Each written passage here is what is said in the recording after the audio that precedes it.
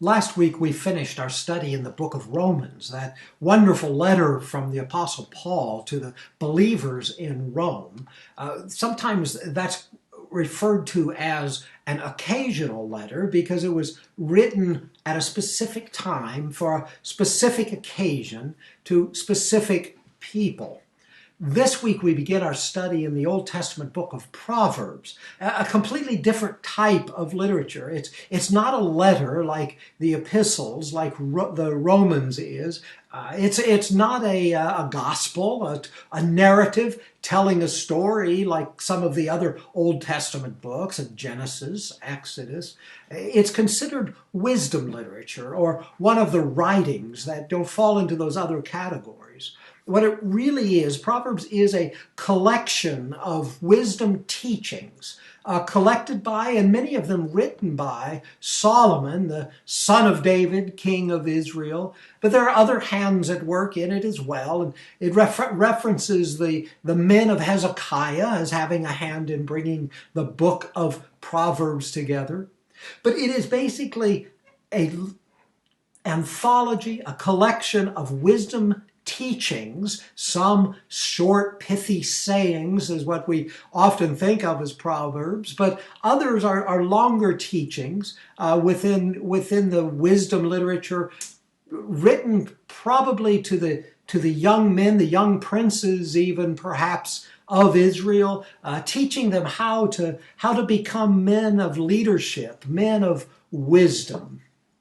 We'll begin in Proverbs chapter 1. The first 6 verses really are laying out the purpose of the book of Proverbs, the purpose of collecting these teachings and passing them on to the next generations. Proverbs chapter 1, verse 1. The Proverbs of Solomon, the son of David, king of Israel. To know wisdom and instruction, to discern the sayings of understanding, to receive instruction in wise behavior, righteousness, justice, and equity, to give prudence to the naive, to the youth knowledge and discretion. A wise man will hear and increase in learning, and a man of understanding will acquire wise counsel. To understand a proverb and a figure, the words of the wise and their riddles. See, the clear message there of the purpose of the book of Proverbs is that it is written so that people will become truly wise. Verse 7 tells us, the fear of the Lord is the beginning of knowledge. Fools despise wisdom and instruction.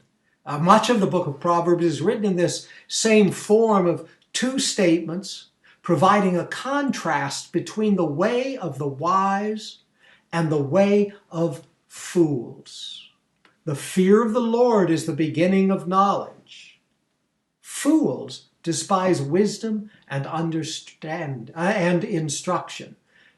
The fear of the Lord is the beginning of knowledge. The fear of the Lord there doesn't mean that terrified fear as you would have fear of a wild animal or of a bear or a lion or something that could do you harm. It means reverence and awe.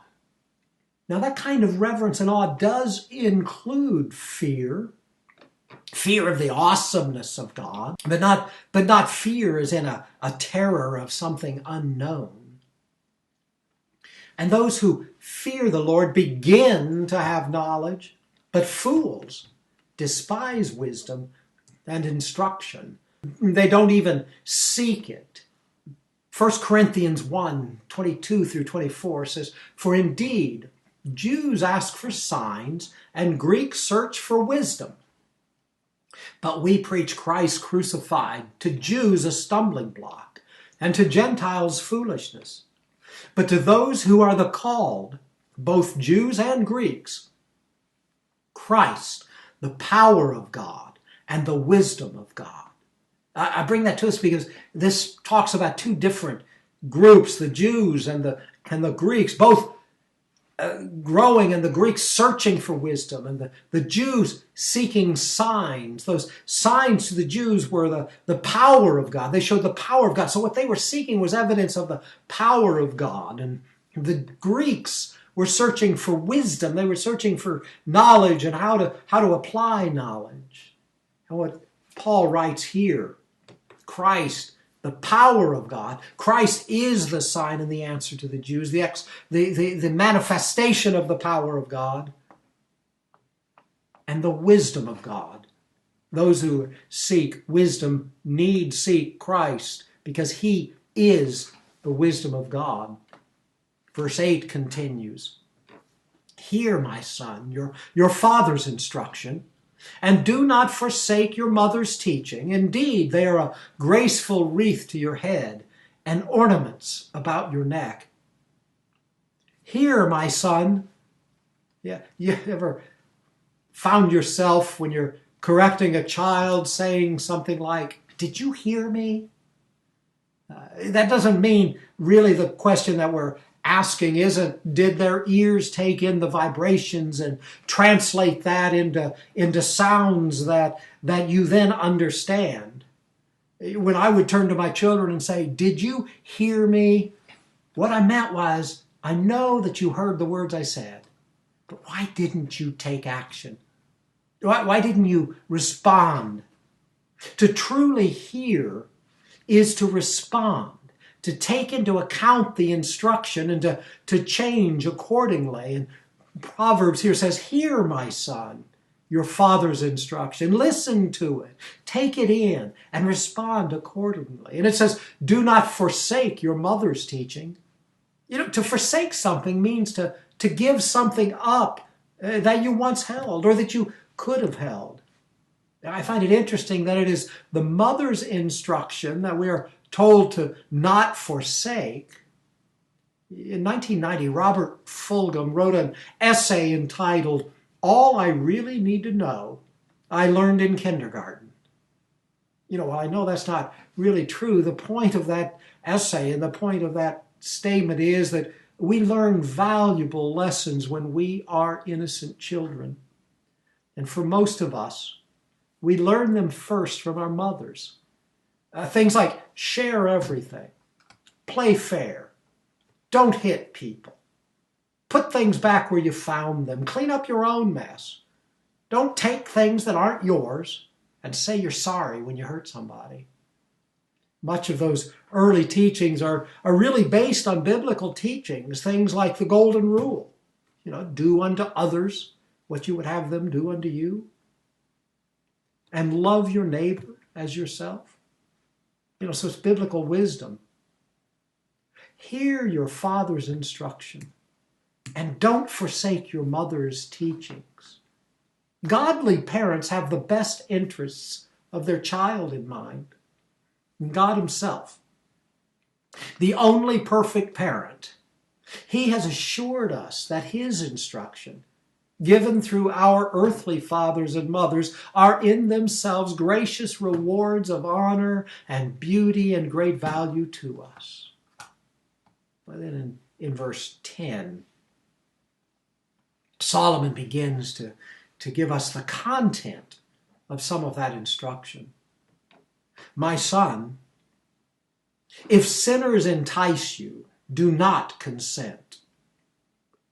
If they say, 'Come with us, let us lie in wait for blood, let us ambush the innocent without cause, or let us swallow them alive like Sheol, even whole as those who go down to the pit.' We'll find all kinds of precious wealth. We will fill our houses with spoil. Throw in your lot with us.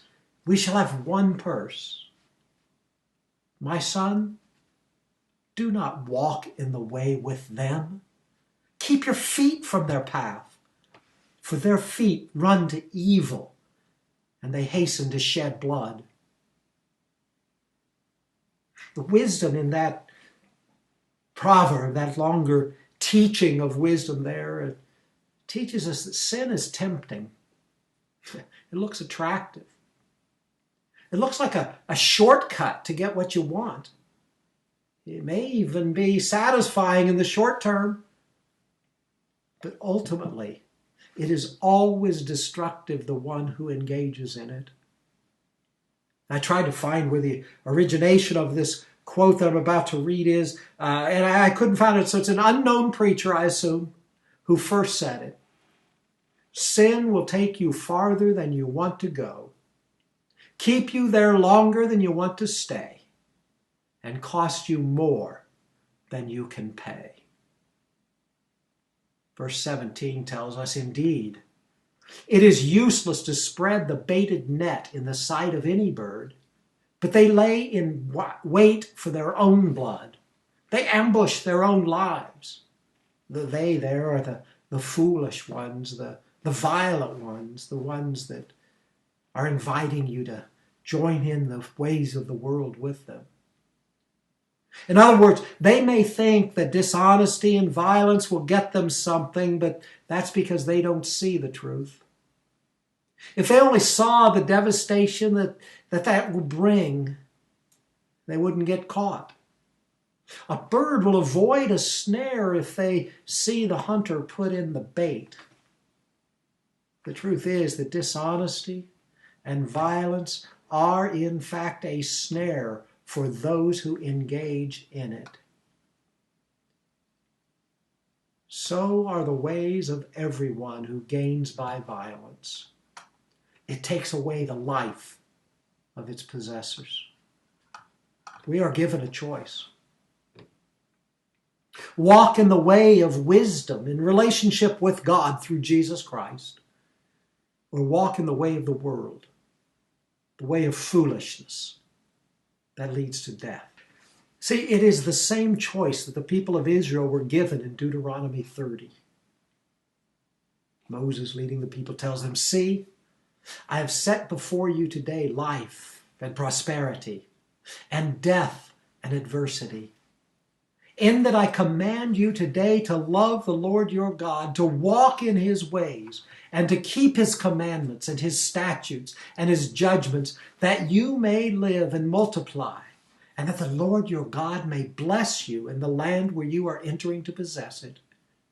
But if your heart turns away, and you will not obey, but are drawn away and worship other gods and serve them, I declare to you today that you shall surely perish. You will not prolong your days in the land where you are crossing the Jordan to enter and possess it.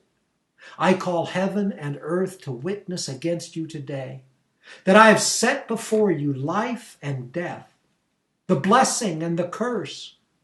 So choose life in order that you may live, you and your descendants, by loving the Lord your God, by obeying his voice, and by holding fast to him.